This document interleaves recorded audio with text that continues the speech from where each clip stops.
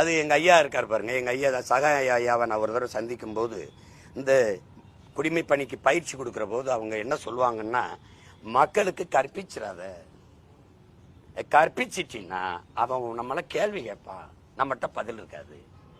அப்போ உனக்கு மக்களுக்கு இடையில ஒரு தூரம் இருக்கணும்னு படிப்பிப்பாங்களா. அதை எனக்கிட்ட சொன்னார், இப்படிதான் கற்பிக்கிறான் அப்படின்னு. நாம் தமிழர் கட்சியில இணைய போறாருன்னு அது உண்மையா?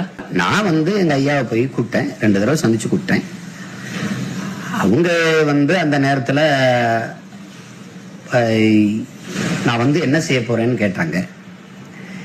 நீ என்ன பேசாம என்னை தலைவர் தான் கூப்பிடுவாங்க, நீங்க அத்தையும் பேசி முடிச்சிட்டீங்க, உங்களையே அங்கீகரிக்கல, நான் ரொம்ப எதிர்பார்த்தேன். சீமான் அவர்கள் உங்களை சந்திச்சிருக்காங்க அப்படின்னு திரு சீமான் அவர்கள் மேடையில பேசும்பொழுது சொன்னாங்க, நான் சாயபோரை சந்திச்சேன், அரசியல் குறித்த விஷயங்கள்லாம் பேசணும்னு. அவங்க கூட இணையறீங்க அப்படிங்கிற மாதிரியும் செய்தியில வந்துச்சு. நீங்க 2 பேரும் என்ன சந்திப்புல என்ன நடந்தது, என்ன பேசுனீங்க? இல்லை, நான் இப்பொழுது சமீபத்தில் சந்திக்கவில்லை.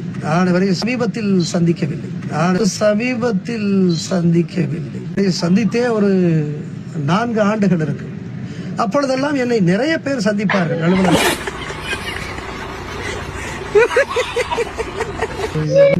ஒரு காலம் நான் அரசியலிலே இணைகின்ற அந்த பேச்சை எல்லாம் நான் எடுத்தது இல்லை. எதுவும் பதில் சொல்லக்கூட முடியாத ஒரு சூழலை அவர்கள் ஏற்படுத்தி விட்டார். சென்சேஷனுக்காக ஒரு பெரிய ஒரு கருத்தாக்கத்தை அவர்கள் உருவாக்கி விட்டார்கள்.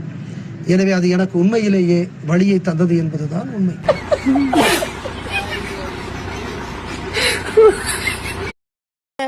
சின்ன சேனலுக்கு எதாக இருந்தாலும் அது கொஞ்சம் ஆதரவு கொடுங்க. உங்கள் பொண்ணான கையை கொண்டு அந்த பெல்லில் தட்டிடுங்க. அவங்களுக்கு சப்ஸ்கிரைபர் 5-10 ஏறுனா அவங்க மனசு சந்தோஷப்படும். அவங்க வீடியோவும் பாருங்கள்.